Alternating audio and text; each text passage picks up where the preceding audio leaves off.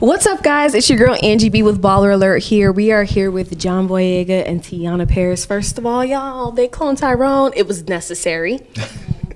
Let's talk about that. Okay, it was very necessary, but it was so good. I enjoyed it. I'm gonna watch it with everybody else again in the movie theaters or in Netflix, actually. So we got to talk about it. Let's get into it.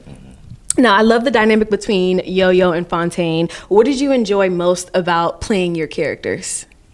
I liked the dynamic. I loved how the dynamic was natural. I think being the straight guy in it, the serious one, the one that had to handle the kind of serious parts of the narrative was cool, because you just get the lovely energy from Teyonah as Yo-Yo and then Jamie as Slick Charles to balance off that energy, with especially with the hard parts of the narrative that we have. So I like the balance that we all just had, while they're, arguing and going back and forth, entertaining the crowd. Fontaine's there kind of in his mode, trying to figure stuff out. And that for me was just fun. Yeah. Same. John said it all. Yeah. And what was really great was just the energy and chemistry you see on camera. We didn't get a full rehearsal or anything for all three of us together before the cameras went up. So it really was like, oh God, please. There was no chemistry read? No. Really? I didn't read with you. Yeah, no. Oh, wow. But did I ever read with you? I don't think so. Wow. No, and I never read with Jamie. So, but once the chemistry reads are done, with rehearsal, we didn't even do a full group rehearsal. Mm-hmm. So it's like, all right, well, I guess they say action, we'll see what happens. And luckily it was, like John said, we just flowed. It was fun. And that's a huge part to John and Jamie and myself just being very generous and open artists and humans. Yeah. And so it allowed the space to, learn each other, learn where you are, what people's processes are, and also to just have fun. Yes, I could see that. And I can tell that your personality is not serious at all. Now that I'm like, this is so different for you. No. I think people met me last night and they were just like, bloody hell. But first of all, his accent. And then second of all, like, he can smile. But I think that's what I love. I like specifically playing characters that are far-fetched to who I am. Just something about that from drama school is always something that was nailed into our heads. Forget yourself, just commit to the character. Yes. I think Joelle, with this such a rich script, gave me that opportunity. So absolutely. It was cool. And both of you, phenomenal job. Thank you. Everybody did a great job. Now, were there any specific influences or inspirations that guided your performance as Fontaine and Yo-Yo? For me, what's special about They Clone Tyrone is the fact that we do mix genres. Mm-hmm. So you have satire, comedy, horror, sci-fi, all mixed together. So there really were no rules or boundaries. So as far as pulling for, character work for Yo-Yo, I got to pull from so many different places. Yeah. It wasn't one specific place. And it was also fun in the process, especially with Yo-Yo. As John was saying, he's more of our metronome, a very straight character that more so responds to what's happening, the craziness happening around him. Yes. And Slick Charles, Jamie's character, and myself, and my character Yo-Yo are the ones setting things off. Yes. Yes. I'm like, it's a joke to them. So just being able to test the boundaries, and there really were no boundaries in our world that we created, and I relied heavily on Joelle to whatever the boundary was that I wasn't aware of, because he just wanted us to play, for him to say, okay, I think that's a little too far, that's a little too comedic, let's bring it back, or make it a little more serious, or whatever it was he was looking for. And so that really allowed us to just play and not have any rules to follow and see what happens, and that's exciting for me as an artist. I love that. Yeah, I would definitely second that as Joelle for me, because you read a script like that, you think the assumption is everybody down on the goddamn right. No, and you're like, he's tired. That's the first thing he ever said to me about Fontaine. He goes, he's tired. Don't be interested in nothing. You've been in this cycle so many times. Yeah. And that just gave me another way to play it. I was kind of, oh, that's what you're doing. Yeah. And I think the process naturally, as you start to film, the story, the characters start to become more and more familiar over time, and then we just comfortably got into it, especially collaborating with the talent. So y'all just literally went in there, winged it, and it turned out fabulous. Is that what you're telling me? Wasn't no winging. I think everybody did a lot of work on it. No, for sure. I have 2 hours worth to be and more, but the movie is 2 hours. I'm like, oh my God, I know y'all was in there slaving for a long time, but boy, was it good. Thank you guys for that. Now, Jamie Foxx has been in the game forever. What did you both learn from him as an actor and a person? Shoot, I'll go short. He's just such an amazing and open artist, and human. Like, just his energy coming on set, you know, no matter what was going on off set, whenever he came to the set, he was here for the cast and the crew, and you never felt like there was an outside influences that was affecting what he would bring to set today. I felt like I always got 100% of Jamie, and he was always there, very present for me as a scene partner. And I really appreciated that about him. I knew I could trust him. That's a very safe space for a Black woman. I'm glad you said that. Yeah, that's beautiful. I just think he's inspirational in general, to be fair. I mean, the energy you bring to the set, especially when you're on that level, everyone is kind of looking at you like, are you going to be an arsehole or not? How is he? Like, so I get it, you know. Yeah. But he doesn't come with any of that. And then he doesn't even allow you to look at him through that perspective because of the genuine energy. And then skill set wise, as an actor, like, this guy would just read a script once and then throw it to the background and then just start doing the scene. Really? Yeah, I was like, I got to get back to drama school, man. I kill it, because that, you know, for me, is when I see something like that, it's like, damn, like being a sprinter, like, you can run that far? Right. Oh, what am I doing? Like, what? I was like, okay, nah, I learned that. That's a great skill set to have. Wow. Okay, Jamie, that's incredible. Can you share any memorable or funny behind the scenes moments that occurred while filming? I know you had so many. I laughed so many times. I think it was the day we were shooting in a lovely community in Atlanta. But unfortunately, not all members of the community were made aware to our presence. You know, so we got camera equipment, all that stuff everywhere. And so they all started to crowd around when we were by the gas station and by the hair salon. And Jamie just went out and entertained the whole crowd over the whole of lunch. He brought out music, was cracking jokes with them, having conversations, dancing.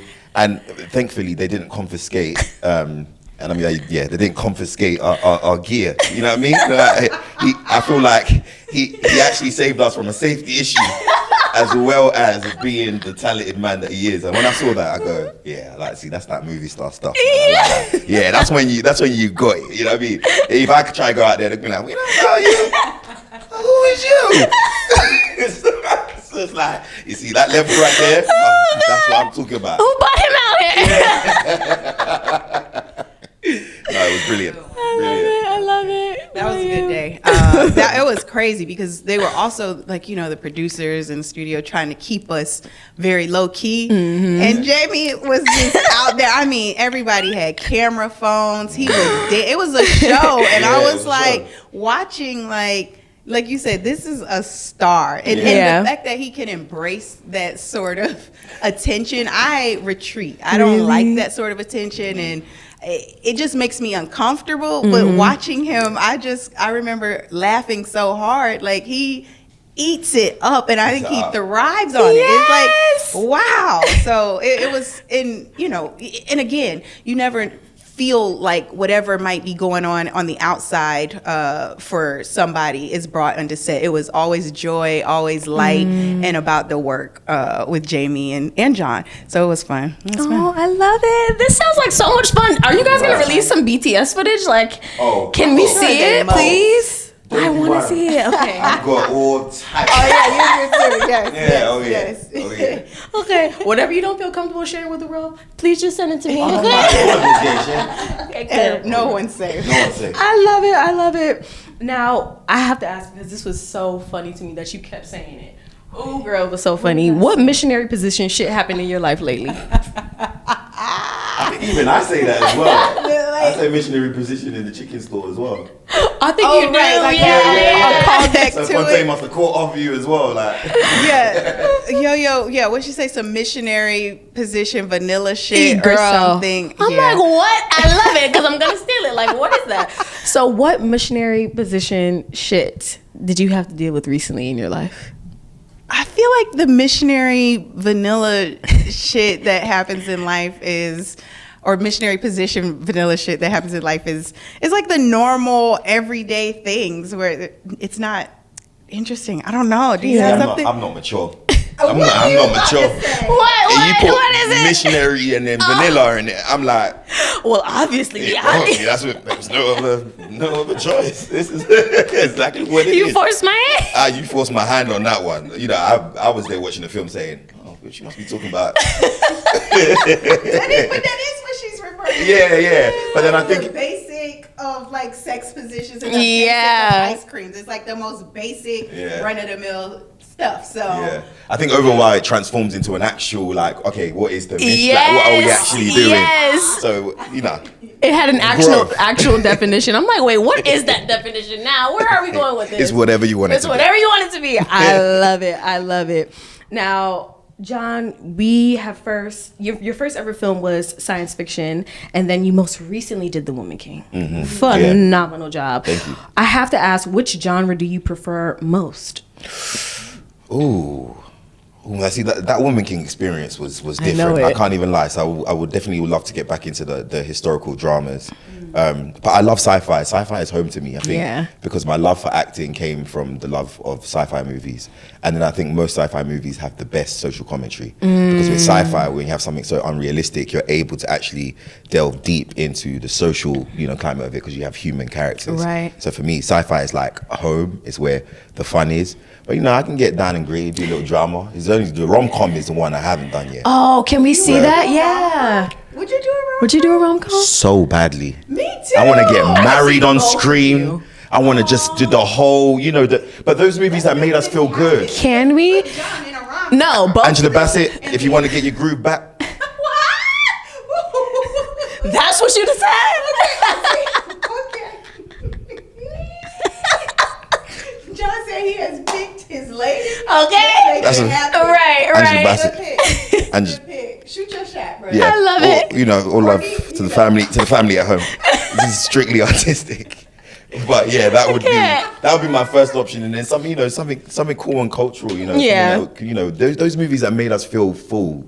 Yeah. Love. When you watch them, I would love to do something like that one day. Oh, I love it. I love it. Now, Teyonah, Yes. did you have any personal interest or fascination with science fiction prior to working on this film?